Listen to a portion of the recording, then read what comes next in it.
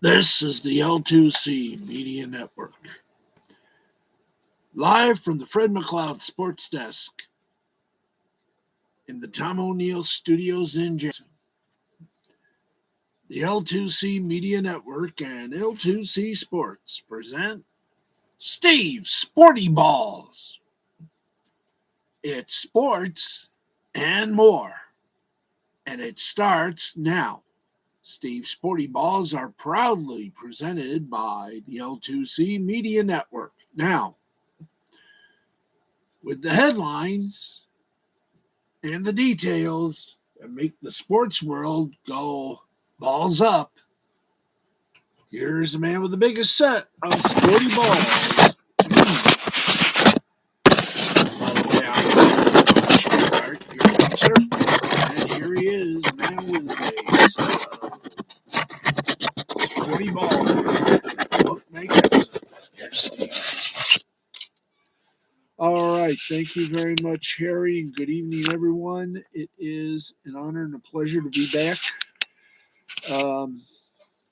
I will explain everything to you near the end of our broadcast. And we debut tonight with a heavy heart.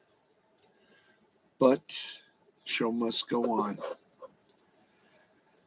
And so must life, beyond which we have no control. Once again, I'll explain everything to you near the end of our broadcast. But thank you for everything. Let's get to our scoreboard, which, as always, is presented proudly by Caesar Sportsbook. Remember, we are all Caesars, but even Caesars know their limits. If you have a gambling problem, you are not alone. Please call for help or someone to talk to. The National Gambling Hotline, 1-800-522-4700. That's 1-800-522-4700. Let's get her on. And we have 3 games still going on, and they are all in third quarter. Let's kick it up a notch, shall we? 7:34 left to play in the third quarter, and it is the defending NBA champion Milwaukee Bucks 93-66 leading the Los Angeles Lakers, who are trying to find the right way to continue this road to another playoff and another chance at a title. We'll just wish them well. That game can be shown on, or can be seen on TNT. 4:16 left to play in the third. It is Minnesota Timberwolves over the Sacramento Kings, 88-78. And with less than 42 seconds remaining in the third, it is the Orlando Magic and the Portland Trailblazers. Orlando leads Trailblazers 83-78. Let's get you some finals. All right. Phoenix Suns beat the Philadelphia 76ers, so Philadelphia had no freedom tonight, 114-109. Boston Celtics over the Brooklyn Nets, 126-91. Atlanta Hawks over the Indiana Pacers, 133-112. New Orleans Pelicans getting ready for that Mardi Gras. Took on the Rockets and won, 110-97. Memphis Grizzlies over the Los Angeles Clippers, 135-109. Dallas Mavericks keep on rolling. They defeated the Detroit Pistons 116-186, which draws the Pistons closer to being eliminated again.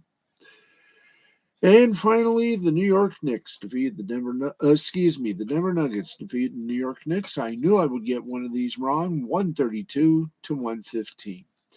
And our basketball segment continues now with the scores from the colleges. That's right, the college level. Let's take you now to some of the ladies.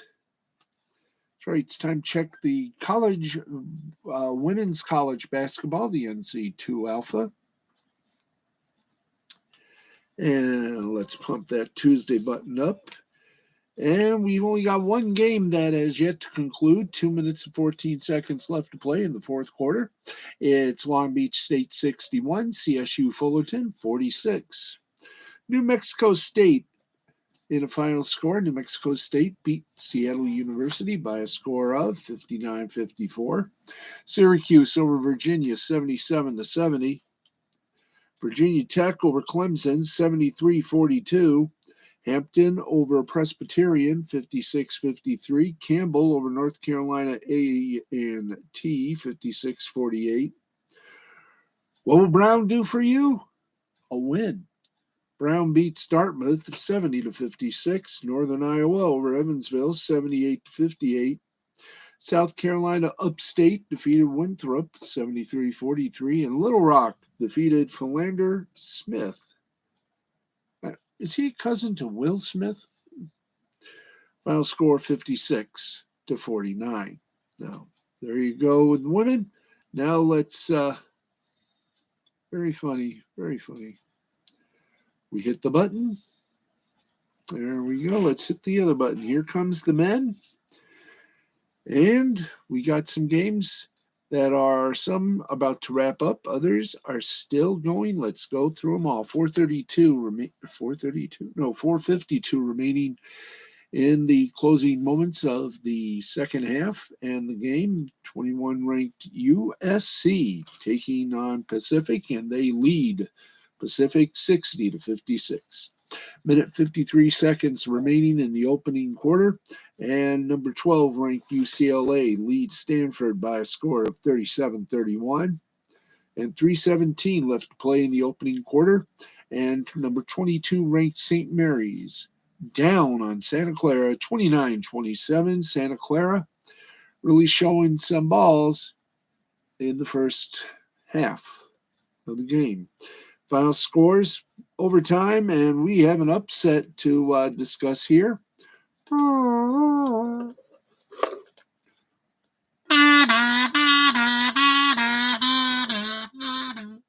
That's right. We got an upset to talk about. Arkansas over number 1 ranked Auburn 80-76. Number 3 ranked Purdue over 13 ranked Illinois 84-68. 5th ranked Kentucky over South Carolina 86-76. 14th ranked Wisconsin over 17th ranked Michigan State, and well, I won't say a close one, but I won't say it was a too far one, 70-62. Villanova, 15th ranked Villanova defeated St. John's 75-69. Why 69? Because it is a workable number. There you go. And 24th ranked UConn over 18th ranked Marquette 80-72. There are your college basketball tap dancers. And we, of course, again,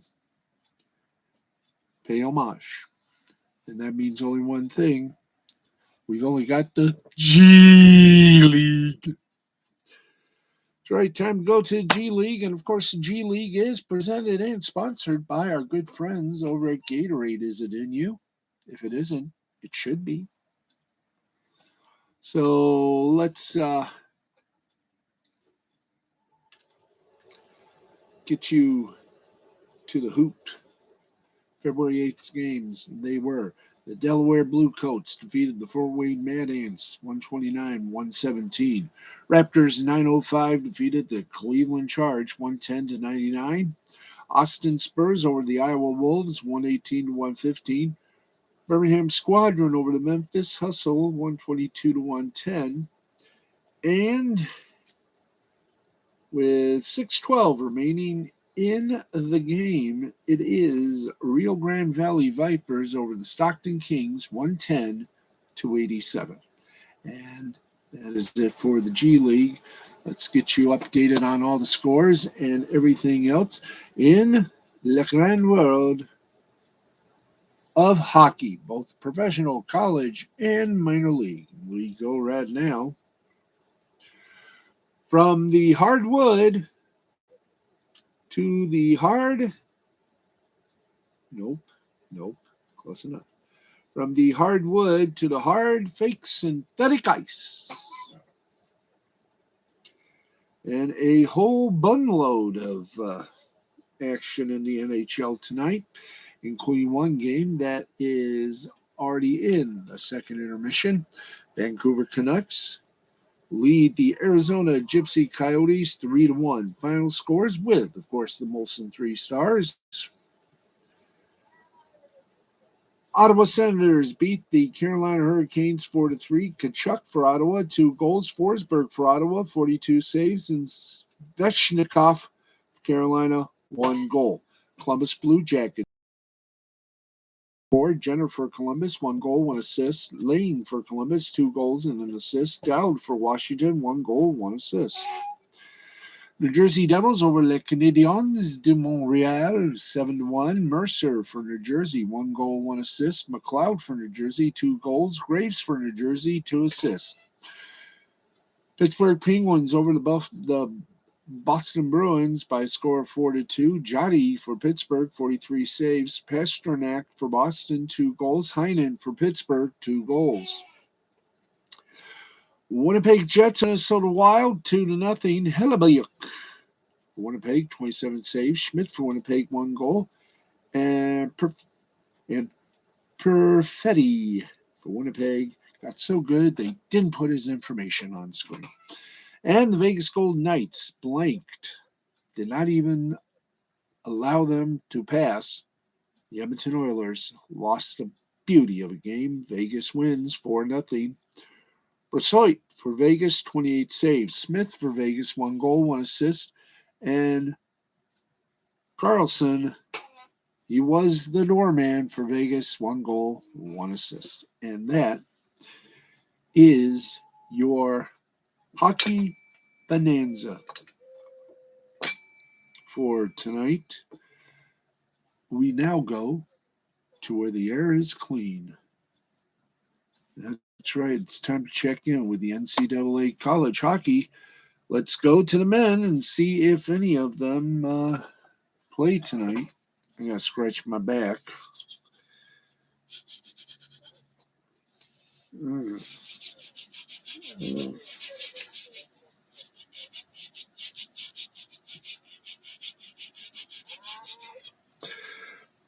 And there we go. Let us get to it. In the men's Division I scoreboard for hockey, thank you for the errant bell, but we understand. In the CCHA, 14th ranked Michigan Tech over Northern Michigan, 8-1. In the ECAC, number 2 ranked Quinnipiac over Brown, 4-1. Yale over Princeton over Yale. I'll get these right. 2-1. Hockey East, Connecticut over Merrimack, 6-2. In the NCHC, number 6, Minnesota Duluth, and number 10, St. Cloud ended in overtime, a tie, both with 2 goals. Final score 2-2. Now let's go see how the ladies did in tonight's action. And here we go. In the Beanpot tournament, it was number 5 Northeastern over Boston University, 3-0. 6th ranked Harvard over Boston College, 5-4. In the ECAC, it was 7th ranked Yale, 3-2 winner over Union. In Hockey East, it was Providence over Merrimack, 4-3. Non-conference action, Penn State 5, Cornell 0. And in the WCHA, it was number 2 Ohio State over St. Cloud State, 6-2. We go from the college to the minors. That's right. It's time for us to check in with folks in minor leagues. Let's take you now to where else but the AHL. That's right. Time now to check with the AHL and get some scores from them. Then we'll take a little pause for the cause. And the cause is for Nick Mercada. So stand by for another chance to plug that gentleman. All right, here are the games, and here are the finals. In overtime, it was the Chicago Wolves over the Cleveland Monsters, 3-2. In a regular final, we're going to call it, Belleville Senators over the Lehigh Valley Phantoms, 5-0. In overtime, the Manitoba Moose were loose over the Texas Stars, 3-2. And with the AHL, we go to the Big O, as in the Ontario Hockey League. And we only had 2 games on Tuesday, but one of them got postponed due to the vid. So final score in the only game that was played, Hamilton over Mississauga 4-2. So there goes that.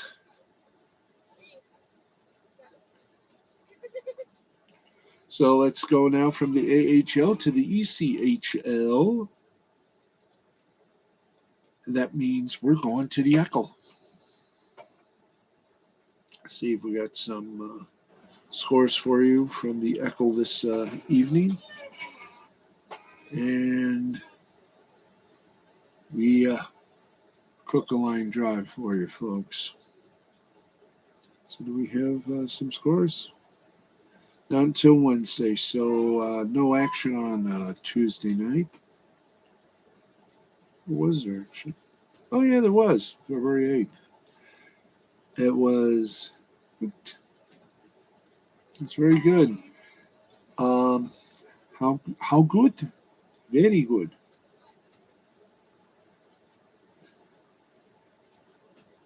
These guys. Okay, the Reading Royals defeated the Adirondack Thunder by a score of 6-1.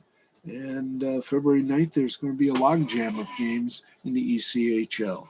So there you go. We know what we're doing when we do it right. All right, there with the ECHL. It's taking you now to Spiel. The Spiel, of course, being the SPHL, Southern Professional Hockey League. Let's give you some scores, and we do have something going on, do we not? Nope, no games tonight, but a lot of games tomorrow. 1 game, actually. So we await with bated breath that one, which means we wrap it up, as always, with the FIPL, the Frontier Professional Hockey League. As soon as we get the massively respectful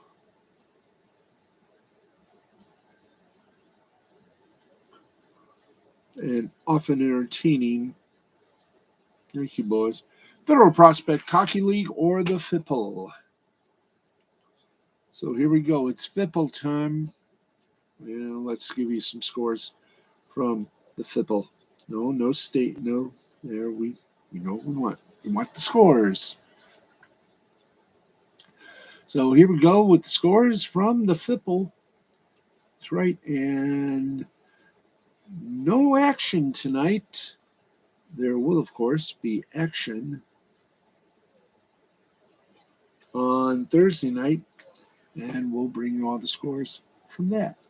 So that concludes our hockey little schedule. Let's take you now for a Chancellor break. That's right.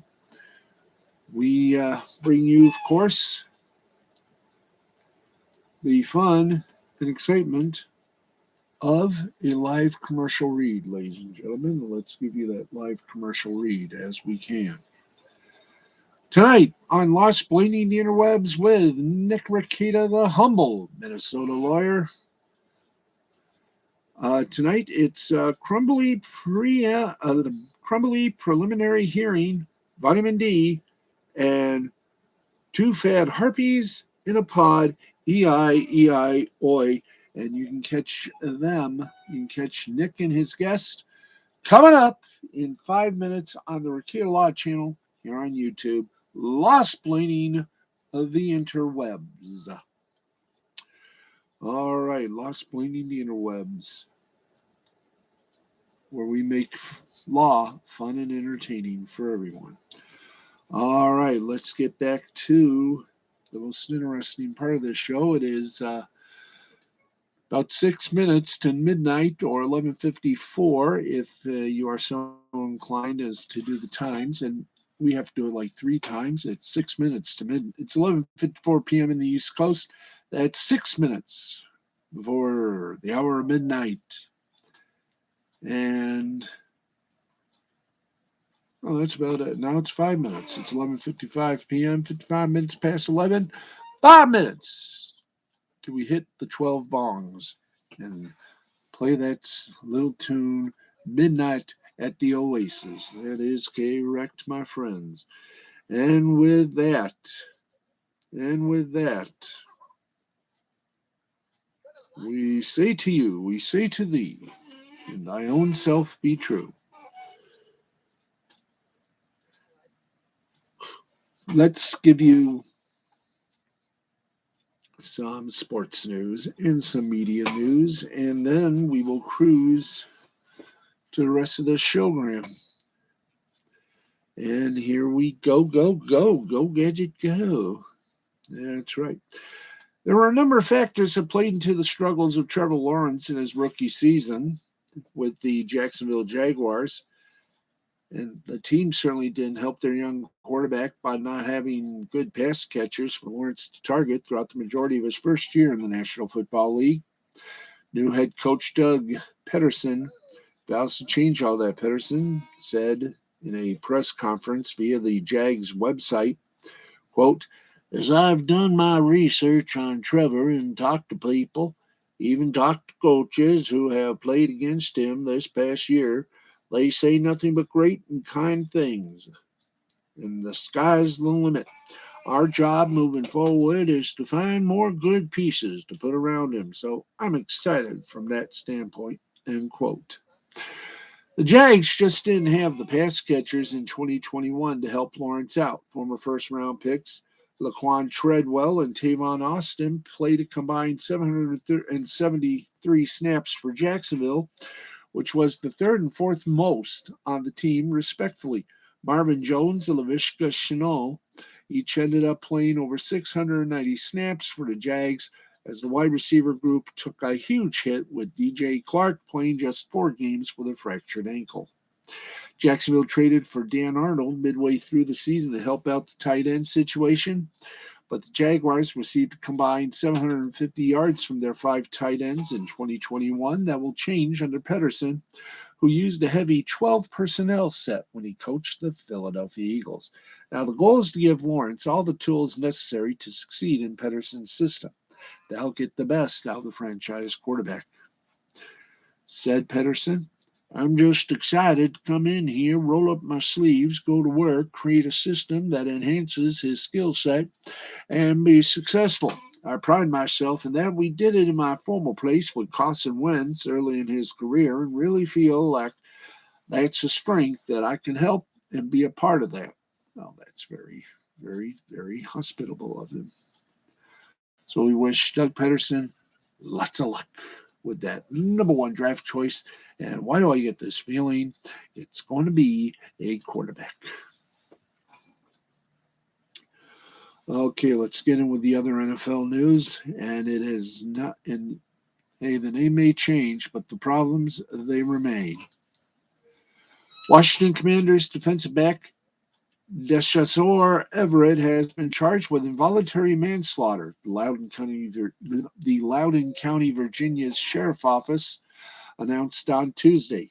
This charge comes after an investigation into a single car crash on December 23, 2021, that resulted in the death of Olivia Peters, the 29-year-old who was Everett's girlfriend, was a passenger in the vehicle involved in the crash. Everett was the driver. Everett and Peters were said to be traveling north on Gum Spring Road at around 9:15 p.m. Eastern when the vehicle, a 2010 Nissan GTR, went off the right side of the road and hit several trees while rolling over. The investigation revealed that Everett was driving over twice the 45-mile-per-hour speed limit just before the crash. Peters was transported to Stone Springs Hospital, where she died due to her injuries. On Tuesday, Everett turned himself in to Loudoun County Adult Detention Center and was being held on a $10,000 bond. Everett's attorney said in a statement via Pro Football Talk, quote, Mr. Everett voluntarily appeared earlier today at the Loudoun County Magistrate's office, where he was served with a warrant for involuntary manslaughter. Shortly thereafter, he was released on bond. Our team continues to investigate this matter as we intend on vigorously defending Mr. Everett against these allegations. We continue to ask that judgment be reserved until all facts are fully investigated and litigated in the proper forum. At this time, we cannot comment any further due to the pending litigation. Now, the team also made a statement about the situation Tuesday via Nick Habvala of the Washington Post. Quote, "We are aware of these charges and are continuing to monitor the situation. We will have no further comment at this time. The standard rule." And in the sports police blotter, more news for the Dodgers, and this time it's good news. Dodgers right-hander Trevor Bauer will not face criminal charges in the LA court system following a 5-month police investigation into alleged sexual assault allegations made against him, according to the LA Times Bill Shaken. Major League Baseball's investigation into the accusations remains ongoing, with Shaken noting that Commissioner Rob Manfred is widely expected to suspend Bauer under the league's domestic violence and sexual assault policy. A player does not have to be charged with a crime in order for the commissioner to suspend them. As Shaken reported, under baseball's domestic violence and sexual assault policy, Manfred is empowered to suspend a player judged to have violated the policy, even if said player had not been charged or convicted. In 2019, for instance, Dodgers pitcher Julio Urias was arrested on suspicion of misdemeanor domestic battery after witnesses claimed he shoved his girlfriend to the ground in a Beverly Center parking lot. The woman said she fell. Urias was not charged, but Manfred suspended him for 20 games, end quote. Now, Major League Baseball has since issued the following statement on the matter, according to the Athletics' Britt Girardi.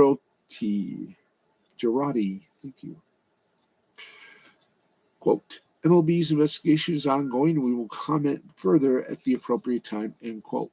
Bauer has since released a statement in the form of a YouTube video that Fabian Ardea from The Athletic transcribed. Quote, "The 31-year-old Bauer signed a 3-year contract with the Dodgers last offseason worth $102 million." Well, he transcribed the statement. You'd have to go to it via CBSSports.com.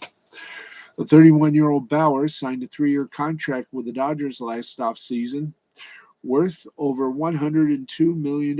He made 17 starts with the club, the most recent coming on June 28th, before being placed on administrative leave shortly thereafter when the Pasadena Police Department opened an investigation into the aforementioned accusations. Now, at the time, the accuser had obtained a restraining order against Bauer. That order was lifted in August by LA Superior Court Judge Diana Gould Saltzman. Bauer missed the Dodgers' final 81 games. And once again, baseball is under lockout. And this is the week that spring training is supposed to start. All right, it's been a very interesting day today, basketball-wise. Portland Trail Blazers are trading C.J. McCollum to the New Orleans Pelicans for a package centered around Josh Hart and draft compensation, according to Shams Charania of The Athletic. McCollum has spent his entire 8-year career sharing the Blazers' backcourt with Damian Lillard, but is now set to move on to a New Orleans team desperate for his scoring punch. It's a 7-player deal in total, with the Pelicans also receiving Larry Nance Jr. and Tony Snell, per Adrian Wojnarowski of ESPN. The Blazers are getting Nickel Alexander Walker, Tomas Satoransky, and Didi Lozuda in the deal. Pelicans also will receive New Orleans' 2022 first-round pick with protections and 2 future second-round selections. The team officially announced the deal on Tuesday night.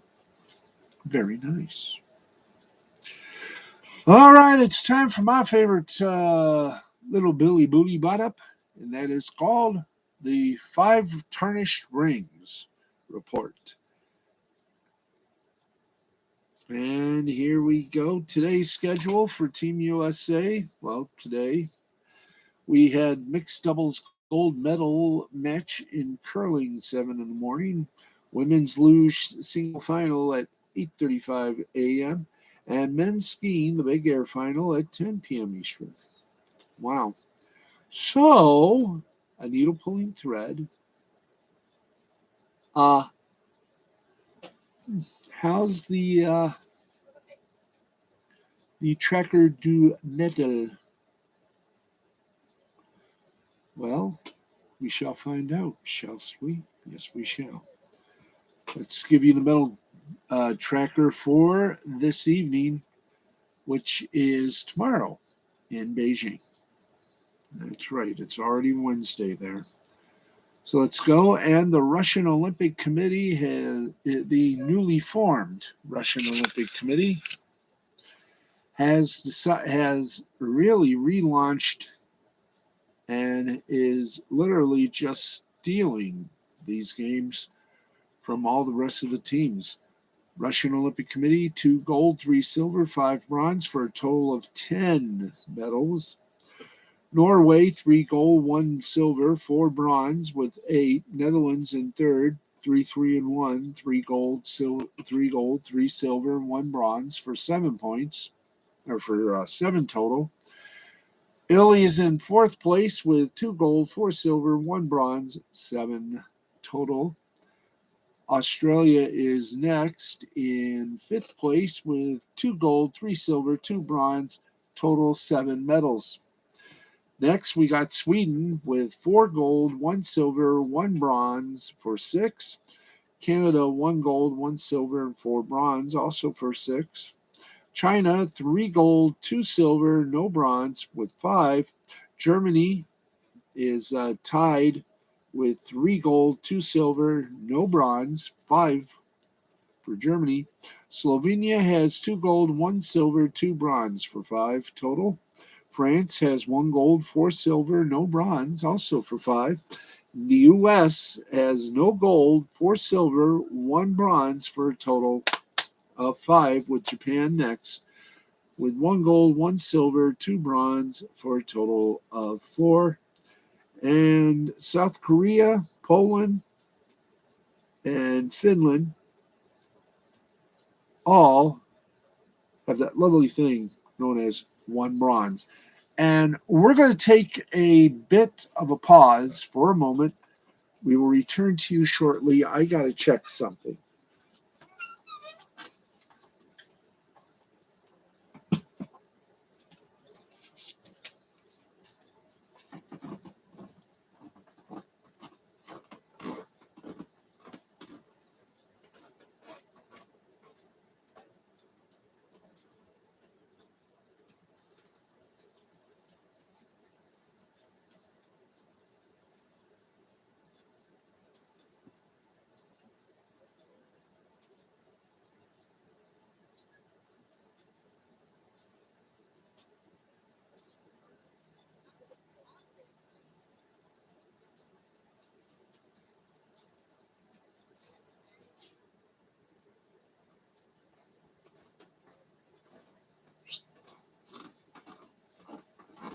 Thank you. Thank you, sweetie.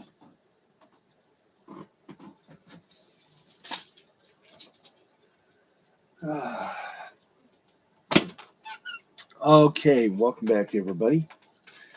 And right now, the time is 9 minutes past the hour of midnight. It is midnight at the Oasis here on Steve's Sporty Balls.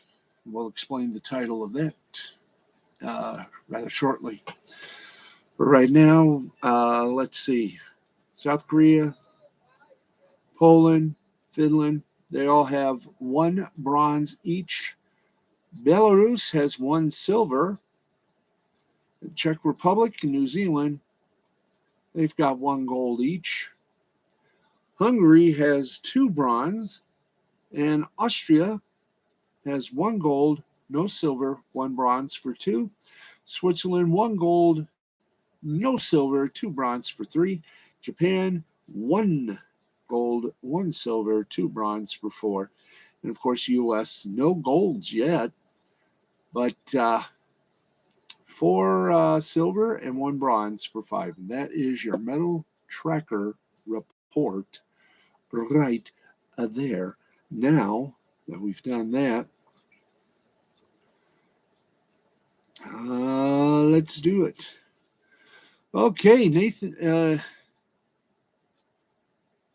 let's see here. Do we have anything to report on? Well, let's just do it from here. All right. American snowboarder Chloe Kim is inching closer to her second consecutive gold medal in the women's halfpipe. The 21-year-old Californian dominated Tuesday's qualifiers, posting the best score, 87.75, among the 22-person field in her first run.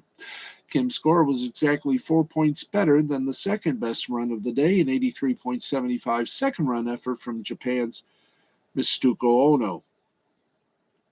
Kim will be the only American vying for the women's halfpipe podium on Wednesday. Maddie Mastro fell 1 spot short of qualification as her first run score of 65.75 was only 0.50 points behind the best run from Germany's Leilani Et, who finished 12th. Fellow Americans Tessa Maud and Zoe Calebs didn't advance either. The women's halfpipe final is set for broadcast at 8:30 p.m. on Wednesday. Michaela Schifrin is not off to a great start at the Winter Olympics. The 2-time Olympic gold medalist shockingly failed to qualify for the women's slalom final after falling just seconds into Tuesday's qualifying race. For the 26-year-old star, it is the exact same outcome she faced 2 days prior in the giant slalom qualifiers. Meanwhile, Canada defeated the United States 4-2 and earned the top seed in the Winter Olympics women's hockey tournament in the process last night. Now, despite falling behind 1-0, the U.S. battled back and even took a 2-1 lead thanks to goals from Danny Camoranesi and Alec Carpenter. Carpenter's tally came on the power play. However, Canada rallied to score 3 unanswered goals in the second period and didn't look back. Brianne Jenner, Jamie Lee Rattray, and Marie Philippoulin found the back of the net for Team Canada. The U.S. finished in second place in Group A with 1 mark during the preliminary round, which was only used to determine seeding. The entire group automatically qualified for the medal round, which begins on Friday. A favorite to win the gold medal in the men's single skating let's try that again. Nathan Chen set the men's figure skating world record with a 113.97 points in a short program. Chen, who is a favorite to win gold in men's single skating, entered these games and got off on the right foot Monday night. Chen dominated in the short program, receiving a score of 113.97, a higher mark than anyone has ever received in the history of figure skating. His record-setting routine included a triple axel and not 1 but 2 quadruple jumps. Chen said in an interview with NBC during the live broadcast of the event, "I was elated. Last Olympics, both short programs didn't go the way I wanted, and to finally get the opportunity to skate the programs the way I wanted it. It feels really great. It means a lot." Unquote. As Chen noted, his performance on much better than his last short program run at the 2018 Winter Olympics. At those games, Chen, who was also favorite for gold then, uncharacteristically fell multiple times and, even after a phenomenal comeback in the free skate program, did not medal. Now, entering Thursday's free skate, Chen is ahead of Japanese skaters Yuma Kageyama and Shomo Ono, who are in second and third place, respectively. Yuzuru Hanyu of Japan, who is seeking his third consecutive gold medal in the event, sits in 8th place. Now, we do have one sad note to report. The U.S. figure skater Vincent Zhao withdrew from the Winter Olympics on Monday after testing positive for COVID-19. He announced his withdrawal from the men's single competition in a video posted on Instagram. And Team USA added to its medal haul late Sunday night, picking up a silver medal in the team figure skating competition. Team figure skating consists of multiple events, including men's and women's short program, men's and women's free skating, pair short program and free skating, and also ice dance and rhythm dance. Team USA consisted of 9 skaters: Madison Hubble, Zachary Donahue, Alexa Kiernan, Evan Bates, Madison Chalk, Nathan Chen, Vincent Zhao, and Karen Chen. So there you go. The Olympic report. Right. Yes. Okay. Let's get back to it. We're 15 minutes past the hour of midnight.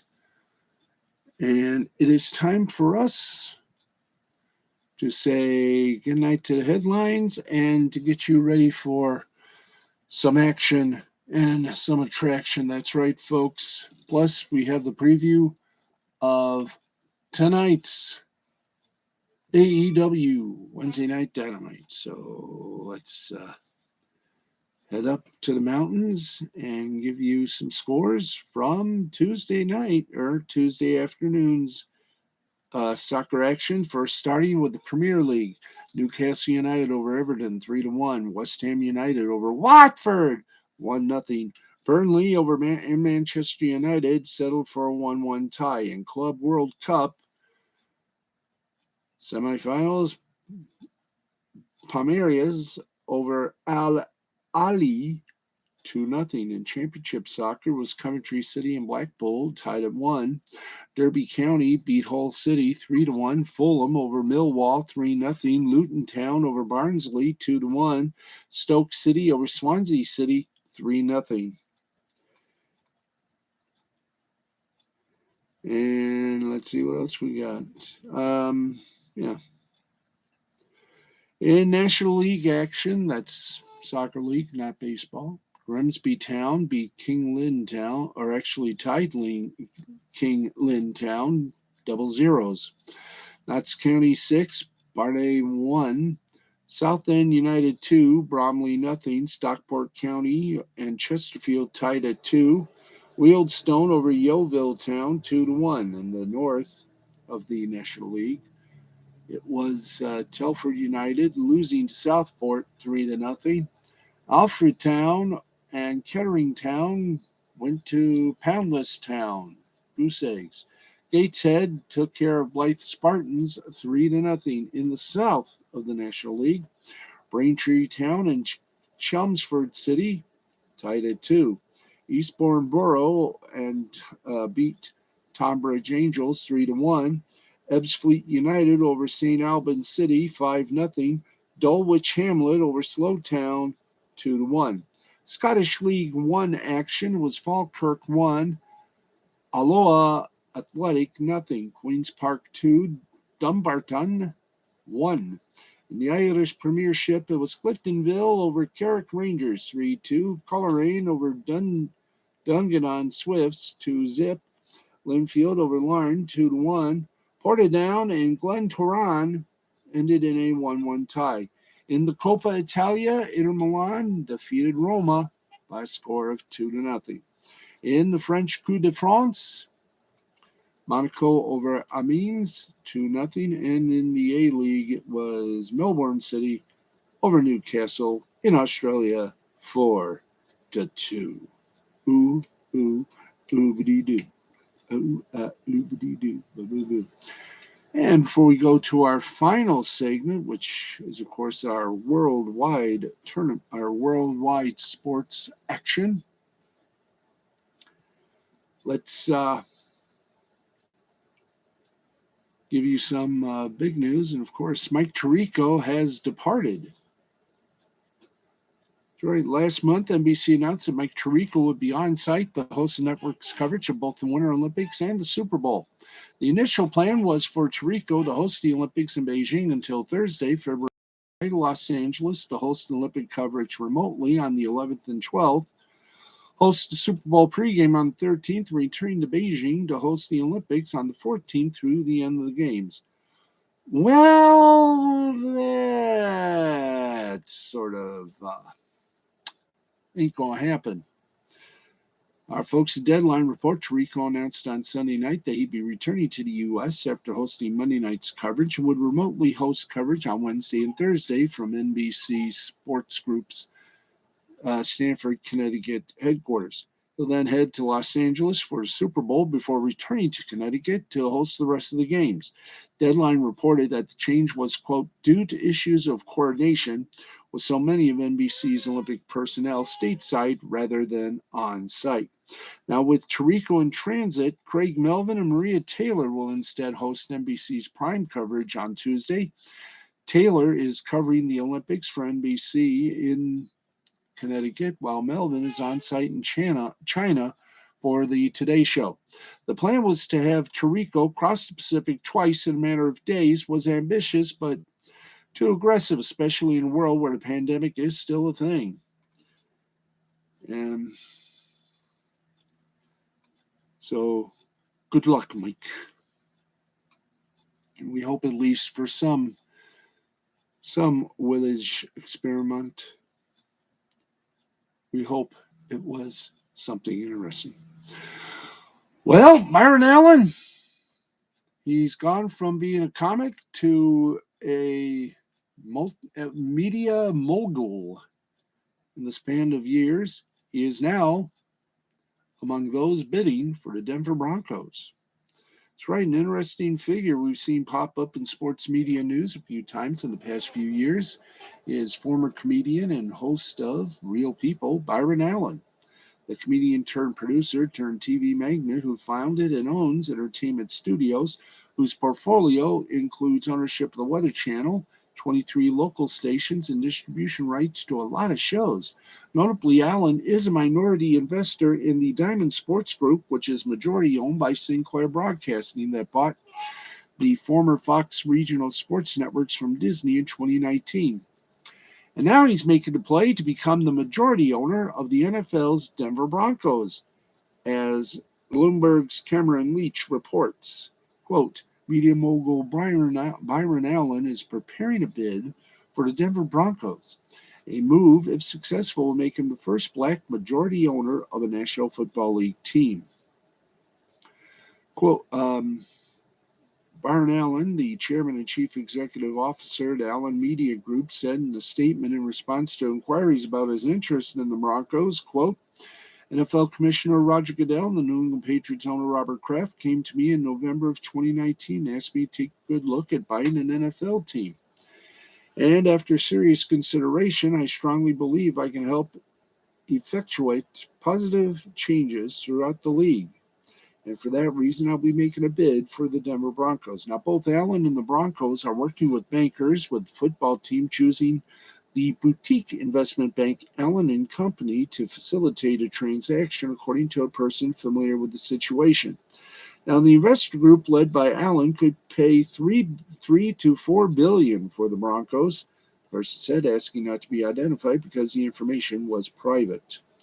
Now, the Broncos have been officially for sale since last month when a judge ruled that the estate of former owner Edward Kaiser no longer possessed the right of first refusal, agreed to in Kaiser's '84 sale of the team to Pat Bowlen. That cleared the way for Bowlen's trust to sell the team, as per KUSA's Mike Kliz. The process is expected to identify around 10 bidders worth further examination by March or early April.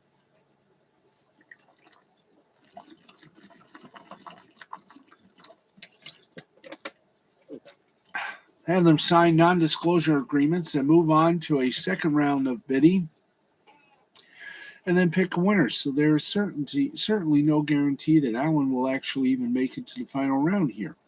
Leach's article also discussed that Allen would look to put together a group here, and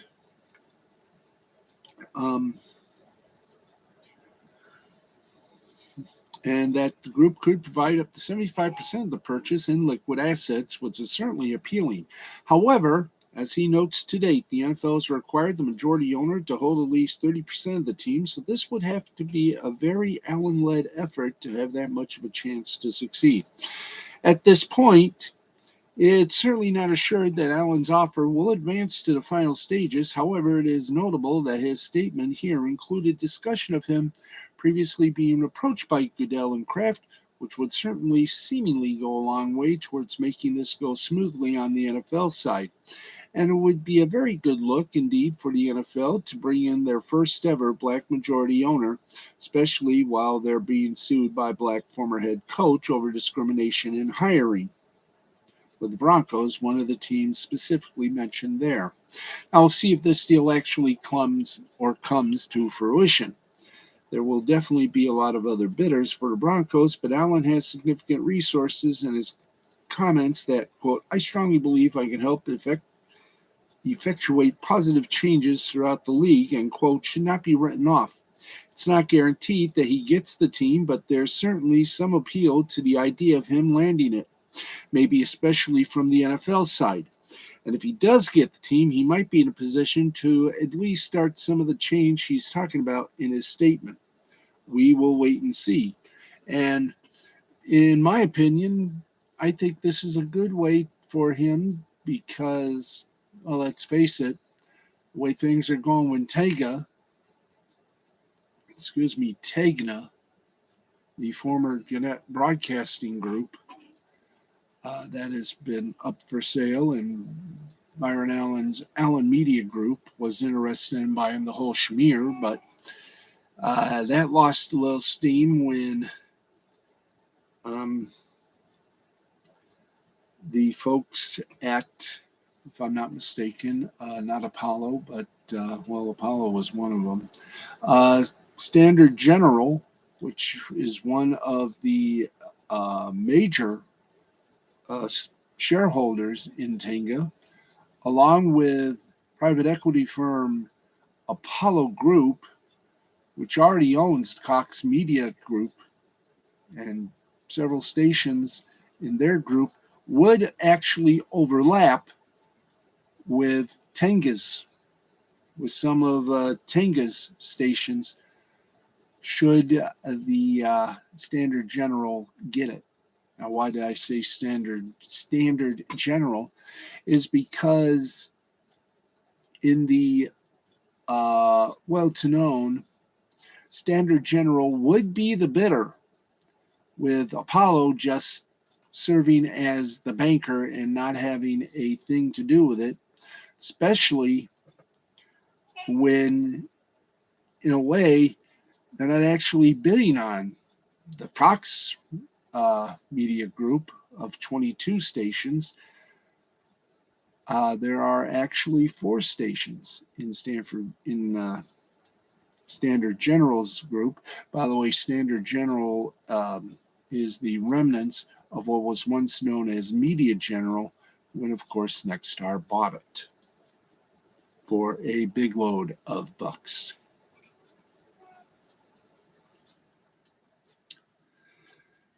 And this was a bad weekend for the All-Star games. Why? Well, two major pro sports held their All-Star games this weekend, and the Crickets were out.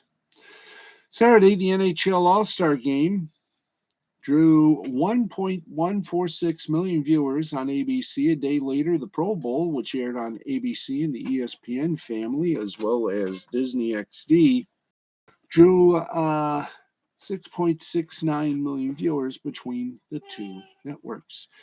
This marks a decade and a half low for the Pro Bowl. As for the NHL, this is the league's least watched All-Star game since 2009, with the caveat that several seasons in that time period did not have All-Star games. And of course, this year, Pro Bowl and the NHL All-Star game had big competition in the form of the useless games in Beijing, the COVID games, I should say, and a few surprising broadcasts from ESPN, which was a Michigan Purdue game for Fox, and a Baylor-Kansas game on ESPN, and golf on CBS. The Olympics have not been ratings winners for NBC. And I'm telling you this, It is madness, to say the least. Okay, it's time for our last segment of the program where we go around the world with scores, and then we'll have a final bit of commentary. Right now, we're going to basketball in the Euro League. It was Fenerbahce over Real Madrid, 66-51. Olimpia Milano over Zalgiris Kaunas, 74-70. In Europe's Euro Cup basketball, Bursaspor defeated Prometheus 87-76, and Levallois over Trento 86-80. Let's give you a update on the situation right now in the 12th minute of the fourth quarter. Milwaukee Bucks lead the Los Angeles Lakers 131-116. Sweden hockey, Rogel over Timra 5-3. Let's give you a update. Vancouver Canucks in the 20th minute of the third period. This will be a final score. Vancouver Canucks defeated the Arizona Gypsy Coyotes 5-1. In the Olympic Games women's hockey, let's bring you back, women's hockey. Japan beat the Czech Republic by a score of 3-2. By the way, that Vancouver Canucks Arizona Gypsy Coyotes score is now final. The Canucks 5, Coyotes 1. Finland defeated the Russian Olympic Committee 5-0, and Sweden defeated Denmark 3-1. Speaking of the Czechs, the Czech Republic Extraliga started, and we have 4 games going on.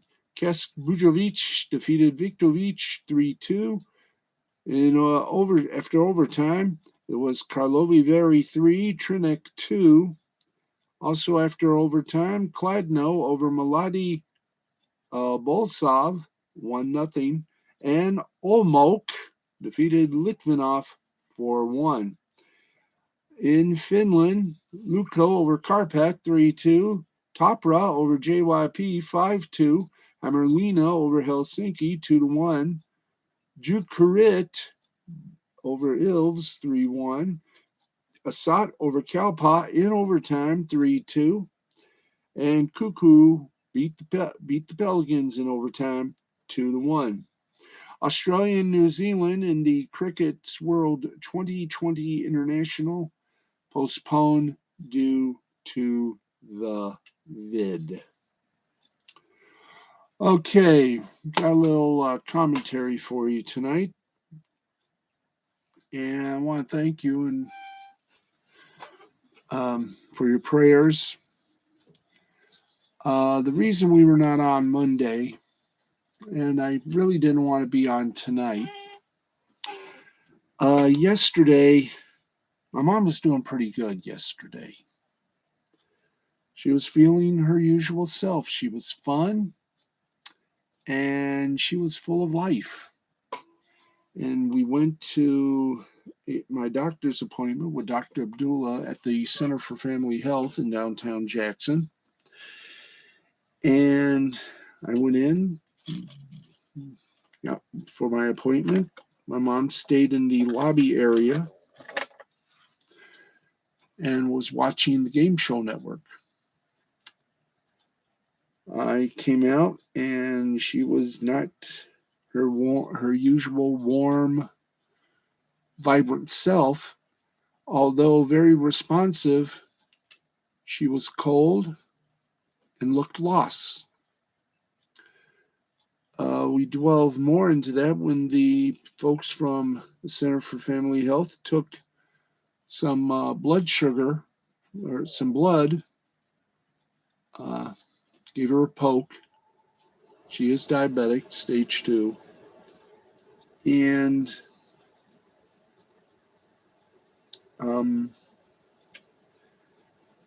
her blood sugar was 425. And they took her to the hospital. I had to wait for a cab that was paid for by the Center for Family Health. And I came out The cab came at about 4:20 p.m. and took me to the emergency room, where I was told in no uncertain terms that my mom,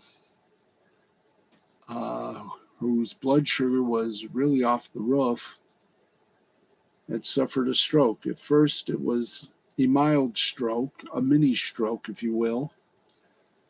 But today, found out the truth. Her whole left side is not working. They have alternatives. Most of them would not be well done.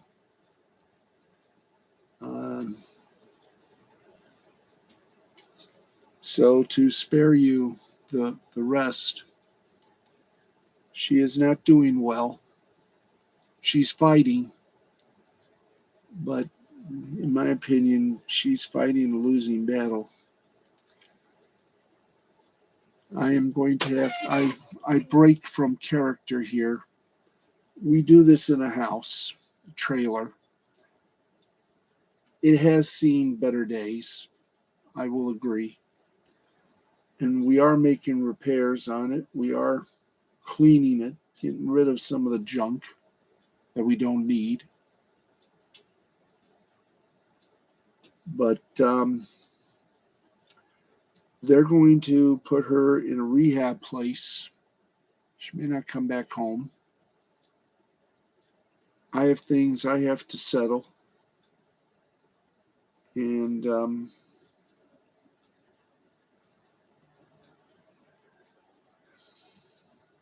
I don't know how long I'm going to be able to be here. So I need your prayers more than ever. I love my mom. She's the only one I got left in my family. My dad died January 22nd, 1981, of cancer due to exposure of Agent Orange, or exposure to Agent Orange. I don't want to lose my mom. She may never be the same, and I know that. But I'm going to fight like hell. And I'm going to win. And I'm going to prove to a certain person that I'm not a loser. I'm not a bum. And I would never steal money from my mom. She may think she has the power.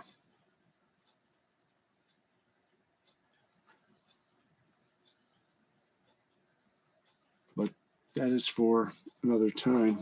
If you will please join me and send your love, send your hearts, send your respects, send all your prayers and all your love to my mom. She's in the hospital. She's putting up a good fight. And I hope she doesn't pull off any of the things that they put on her, from the IVs to the little catheter. And I hope the hell she'll listen to the doctors and the nurses. They're going to do the best they can to help her, to retrain her, to reteach her. I don't know how long it's going to be.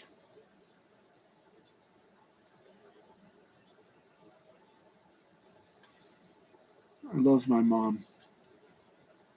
I made a promise to my dad that I would take care of them. That's why I haven't done much. That was when I was 18. I gave up my life for them. I gave up a lot of stuff for them.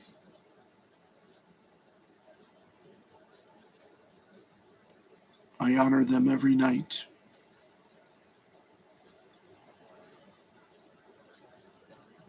And to lose the only one left would be a destruction for me. So please put my mom in your thoughts and prayers tonight and every night. Help her in any way, shape, or power that you can. And I thank you all very much for your love and support. We'll be back on the air tomorrow at 11:35. But for now, I'm Steve, the Baxman Baxley. This has been Steve's Sporty Balls, presentation of Mystifying Creativity Productions and the L2C Media Network in association with L2C Sports. We'll talk to you all later, tomorrow night at 11:35. Good night, everybody.